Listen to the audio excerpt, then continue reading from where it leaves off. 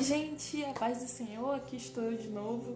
Eu não prometo que seja um vídeo só de consolo, também é um vídeo que vai chamar a nossa atenção, mas de uma forma amorosa, de uma forma carinhosa, porque Deus ele nos corrige porque Ele nos ama, porque Ele se importa com a gente, Ele nos corrige em amor. O ser humano ele foi criado para viver com Deus.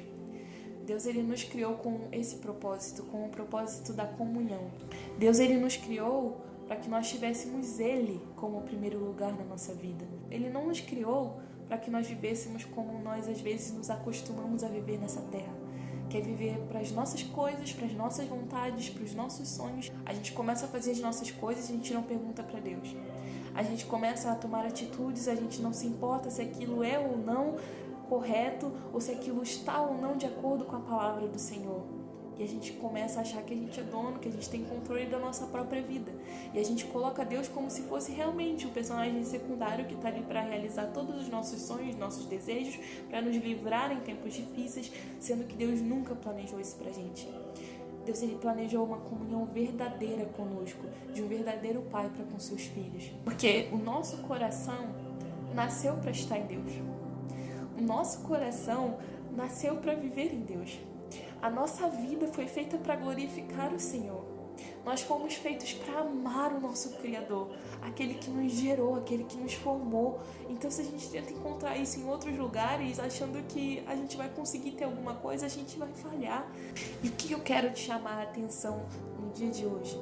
Que talvez você, assim como eu, muitas das vezes se pega preso às dificuldades dessa vida, às dores dessa vida, às ansiedades dessa vida, às preocupações que essa vida traz.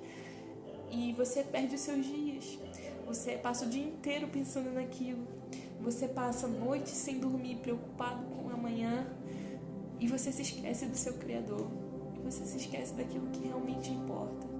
A gente acorda cedo, a gente luta, a gente tá ali na batalha, mas a gente acaba esquecendo o primeiro lugar da nossa vida. A gente acaba colocando o nosso trabalho, os nossos estudos, as nossas preocupações no lugar de Deus. E a gente se esquece de que Ele nos criou para viver em comunhão com Ele. É uma comunhão diária. A comunhão que Deus quer ter conosco não é uma comunhão qualquer, que hoje eu estou em comunhão com Deus, amanhã eu já não estou mais. Ele quer uma comunhão de constância. Como a gente diz que ama Deus, a gente sequer se esforça para ouvir a voz dEle, para conhecê-lo, a gente sequer se esforça para estar com Ele todos os dias. Sabe, quando você gosta muito de alguém, quando você ama muito alguém, você quer estar com aquela pessoa o tempo inteiro, você quer conversar com aquela pessoa. Mas e com Deus? Será que a gente tem colocado Deus em primeiro lugar? Será que Deus tem sido a pessoa que nós mais queremos estar perto? Será que Ele é o maior desejo do nosso coração? Será que o nosso Criador é aquele que a gente acorda e já pensa nele? A gente dorme já pensando em falar com ele? Ou a gente dorme pensando nas coisas que a gente tem que resolver? Ou a gente já acorda nervoso, preocupado em como a gente vai agir? Eu vou abrir aqui em Eclesiastes capítulo 12. Lembra-te do teu Criador nos dias da tua mocidade, antes que venham os maus dias, e cheguem os anos dos quais venhas a dizer, não tenho neles contentamento. Antes que se escureça o sol, e a luz, e a lua, e as estrelas, e tornem a vir as nuvens depois da chuva. No dia em que tremerem os guardas da casa, e se encurvarem os homens fortes, e cessarem os moedores, por já serem poucos, e se escurecerem o que olham pelas janelas. E as duas portas da rua se fecharem por causa do baixo ruído da moedura, e se levantar a voz das aves, e todas as vozes do canto se abaixarem. Como também quando temerem o que está no alto, e houver espantos no caminho, e florescer a amendoeira, e o gafanhoto for um peso, e perecer o apetite, porque o homem se vai à sua eterna casa, e os pranteadores andarão rodeando pela praça. Antes que se quebre a cadeia de prata, e se despedace o copo de ouro, e se despedace o cântaro junto à fonte, e se despedace a roda junto ao poço, e o pó volte à terra como era, e o espírito volte a Deus que o deu. Vaidade, de vaidade, diz o pregador, tudo é vaidade. Aqui, o autor de Eclesiastes está falando sobre a velhice. Está falando, olha, se lembra do seu Criador na sua mocidade, antes que os dias difíceis, os dias da velhice venham. Ele usa aqui várias figuras de linguagem para tratar da velhice, quando ele diz que antes que se escureça o sol, também pode significar antes que ele vá perdendo a vista. No dia em que tremerem os guardas da casa, que as suas pernas já não tenham mais a mesma força. Ele ainda diz assim: porque o homem se vai à sua eterna casa, e os pranteadores andarão rodeando pela praça. Aqui, a eterna casa, ele está falando da morte, né? Antes que o ser humano morra e venham os pranteadores. Então ele está falando, antes que tudo isso aconteça, se lembra do seu Criador, porque depois pode ser tarde demais. E a vida passa, a nossa mocidade passa, as nossas forças se acabam, e depois a gente não vai ter mais as mesmas forças para servir o Senhor. A gente não vai ter mais o mesmo ânimo, a gente não vai ter mais os mesmos anseios, a mesma vontade de viver. A gente gasta o tempo da nossa vida com tanta coisa fútil. Na sua velhice, quando você se lembrar do seu Criador, quando você se lembrar do verdadeiro significado da sua vida, quando você entender o motivo da sua existência, já vai ser tarde demais. Você já vai ter perdido a sua energia. Você já vai ter perdido as suas forças, você já vai ter perdido a sua voz, a sua visão. Você não vai mais conseguir sentar em um banco de uma praça, olhar para os passarinhos e conversar com o Senhor, porque você não vai mais estar enxergando. Ou você não vai mais conseguir sair e falar, Senhor, vai comigo, indo em espírito de oração para algum lugar, como se estivesse de mãos dadas com Deus, porque as suas pernas não vão se mover mais. E aqui está dizendo, lembra do seu Criador nos dias da sua mocidade.